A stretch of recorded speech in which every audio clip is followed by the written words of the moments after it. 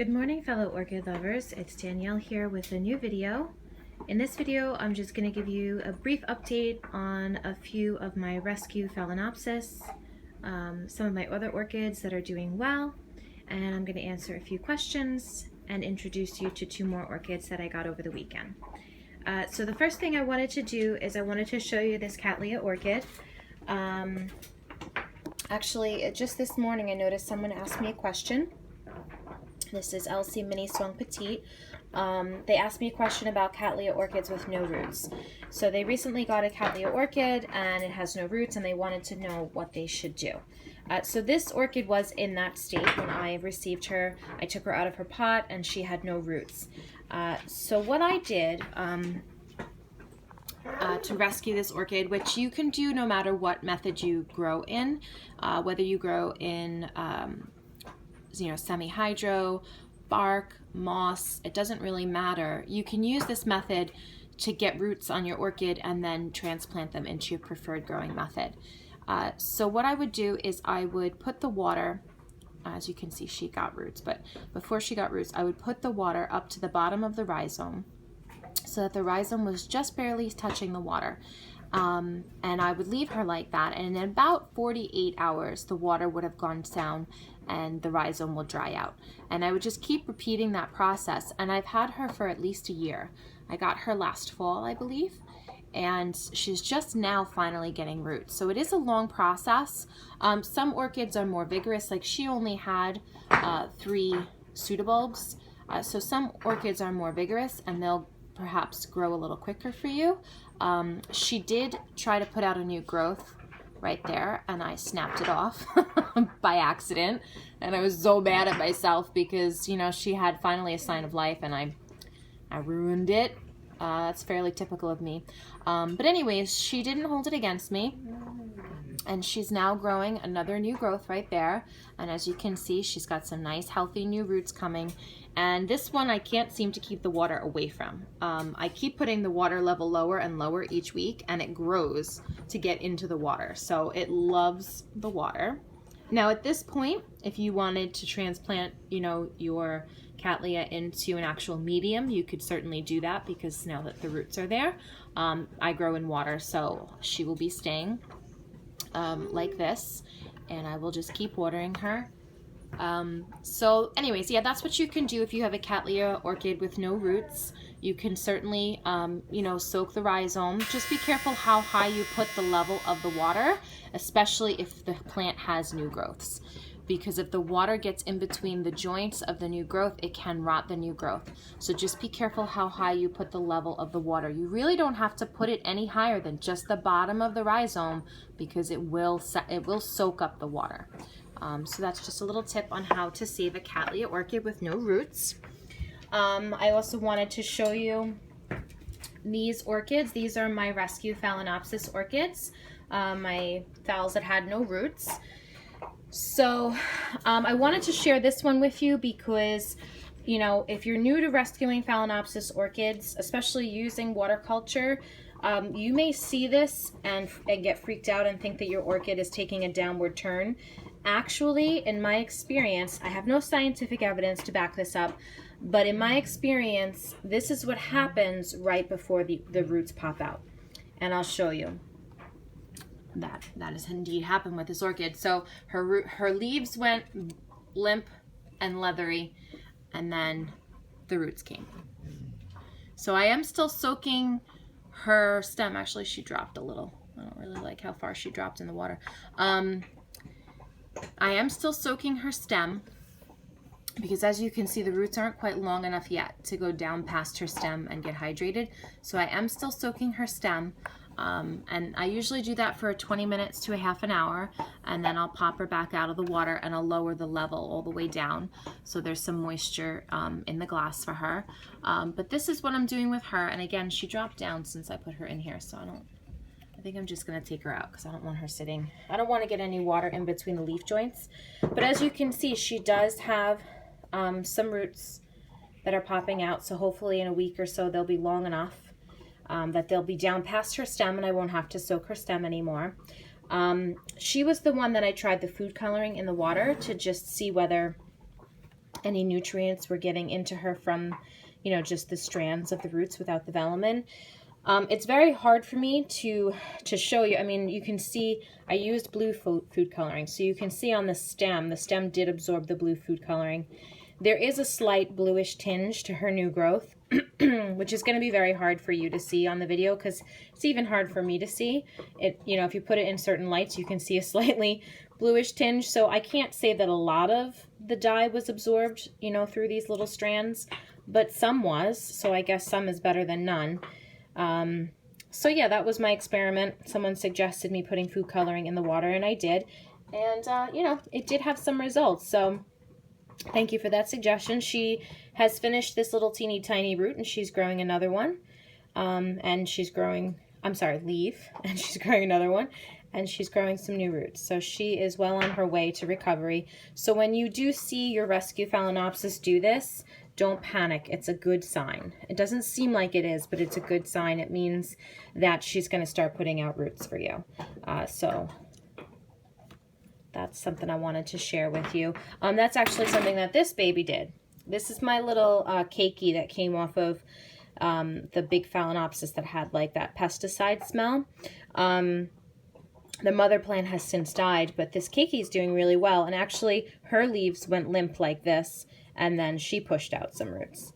And as you can see, they perked right back up. Once she was able to hydrate herself properly, they perked right back up. So, you know, don't panic. She's going to be okay.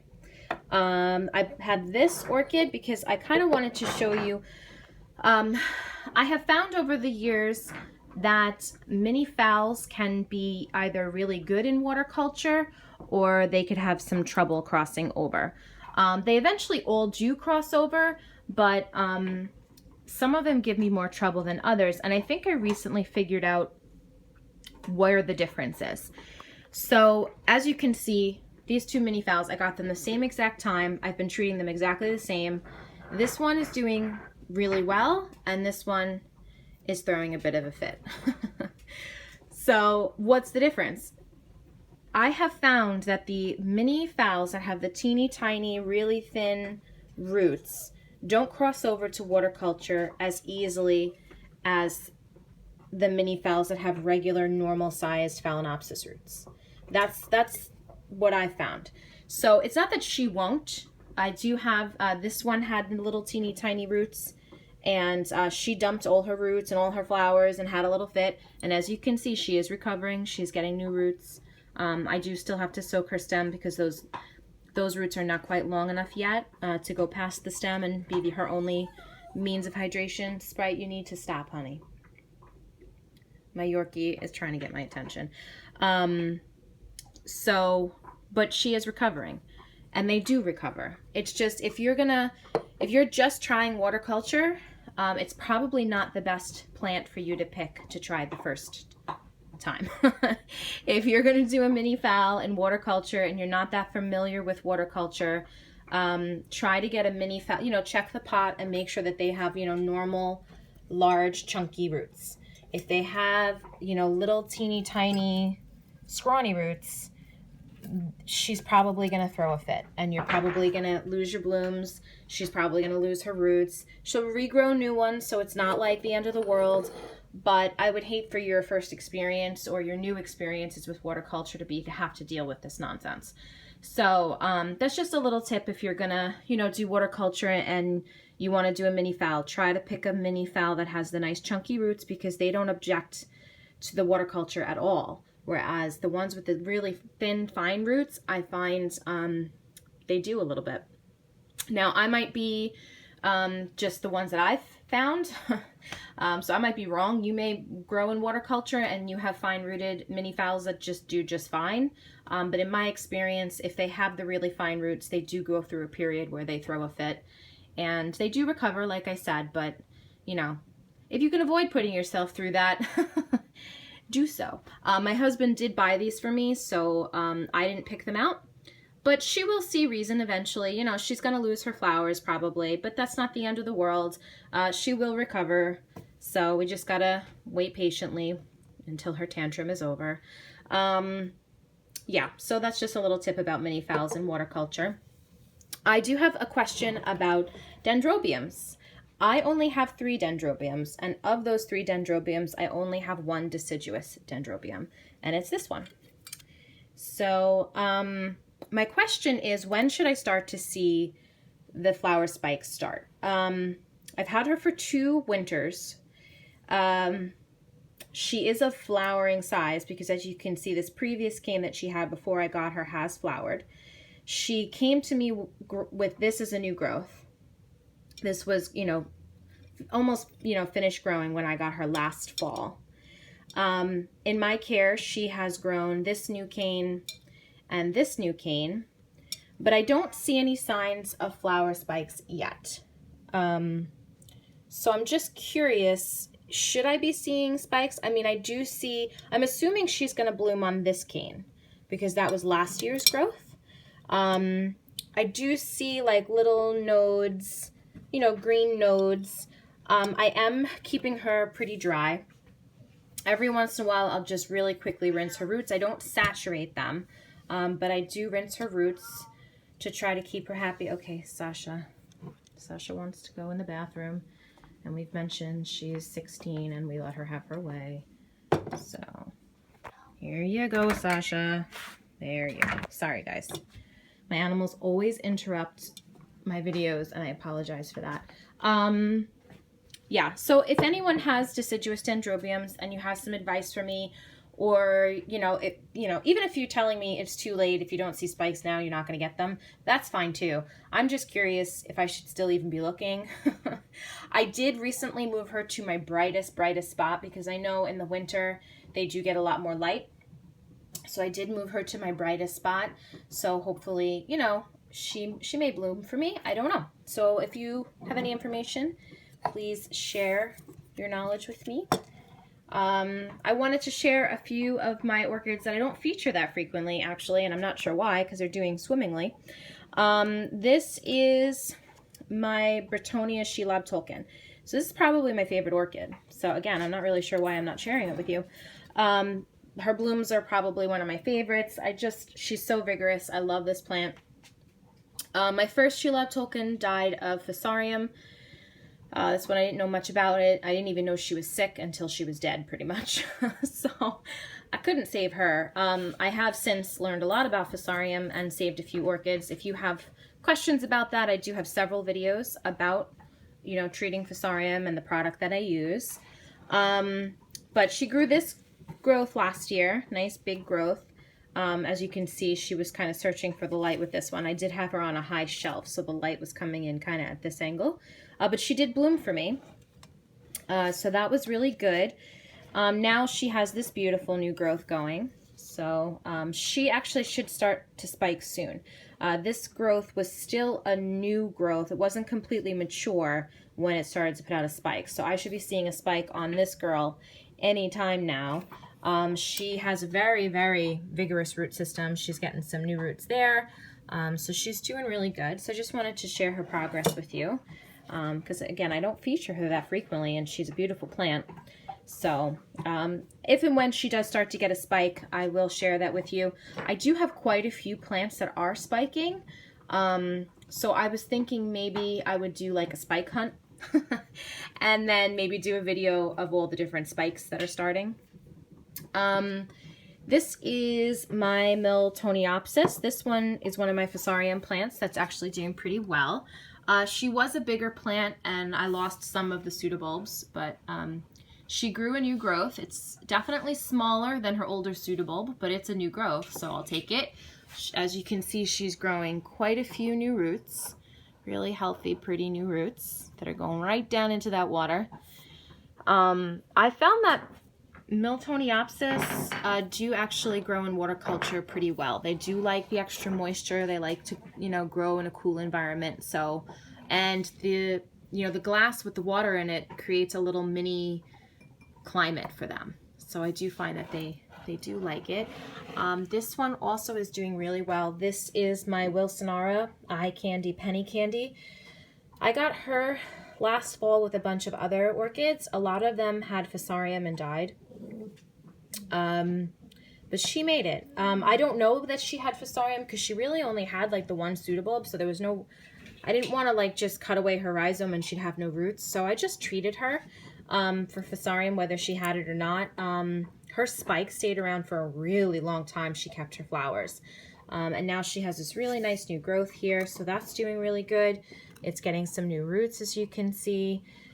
So she's doing really well. I'm pretty proud of her progress. I'm glad out of, you know, all the orchids that I had purchased, I was able to save at least a few of them. So that's her. I wanted to bring you around. I just stepped on my dog, sorry. Sorry, Aurora. I didn't mean to step on you. I wanted to bring you around and show you my new orchids.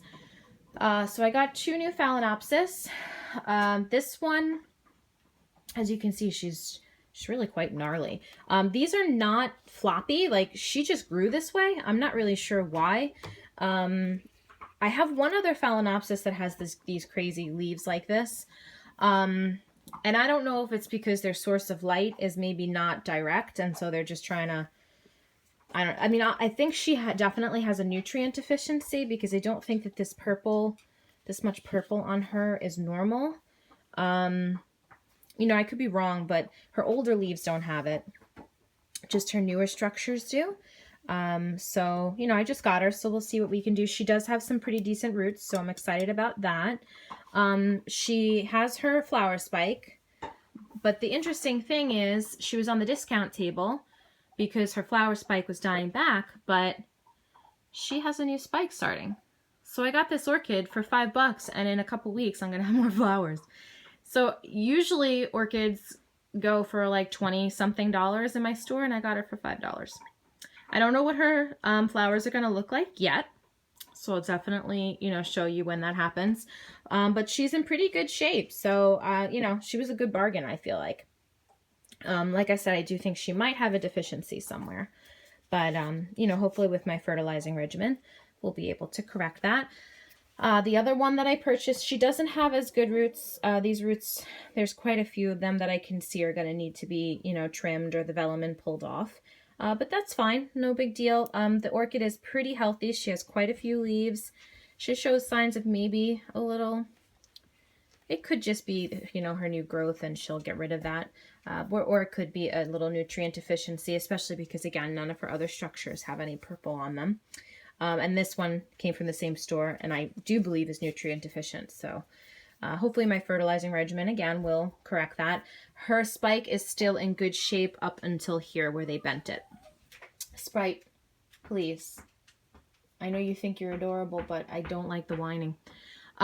So they bent it. It is reabsorbing. As you can see, this is one of those orchids that they dyed blue. And the way that they do that is they actually make a hole in the flower spike. You see that hole right there? Probably not because it's going blurry. You see that hole right there? They make a hole in the flower spike and then they inject dye into it. And it travels up the spike and it colors the flowers blue or like bright purple or whatever color they want it to be. Usually it's blue. But this is actually a white orchid. They use the white orchids for that, and then the dye dyes it blue. So I'm going to let her continue to reabsorb a little bit more of the spike, and then I'm going to cut it because it looks like she's trying to branch. And incidentally, this is slightly blue. So there's a good chance I might have a little bit of blue on my flowers if this does branch. So that's her. Sprite. Enough. I wanted to show you this one. She's not a new orchid. I've had her for a while, but my Phalaenopsis orchids right now are going crazy with the new roots. So these are some of her old roots that are now branching and getting growing tips on them. Like most of my Phalaenopsis right now, they're just, the roots are everywhere. There's just lots and lots of growth. And I just thought it was so interesting how all of her old roots are starting to pop out either new roots or branches. So I thought I'd share that with you. And then this orchid I wanted to show you because a lot of people have questions.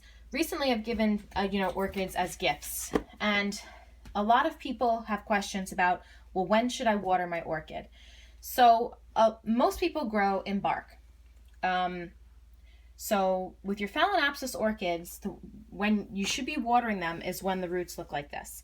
So if you can see the difference, these are nice green hydrated roots. This orchid doesn't need to be watered. Obviously she has water there, you can see. But if you're not growing in water culture and your roots, you know, you pick up your pot and the roots are all green like this, there's enough water in the pot. You don't need to water her again. If you water too frequently, you will rot the roots. But if you pick up your pot and your roots all look like this, then this is an orchid that needs water. So when the roots all go kind of silvery and gray looking, that means that she needs to be hydrated. When they're this color, or even in between the two, you don't need to water the orchid yet. Especially with Phalaenopsis, especially if you're growing in media, because there's all that media in there. If it stays wet for too long, it suffocates the roots. So, you know, you want to be careful about that. So if you are curious as to whether or not your orchid needs water, that's a little tip as well. So I think that's pretty much it. Like I said, I am going to go around and look and take note of all of my spiking orchids and maybe make a video soon about that. Aurora, come here. Come here. And then, you know, as you can see, it's watering day here, so there's orchids everywhere. So I'm going to go through it. I'm going to look at them all and see if I can, you know, find all the spikes and point them out to you. Aurora, come here.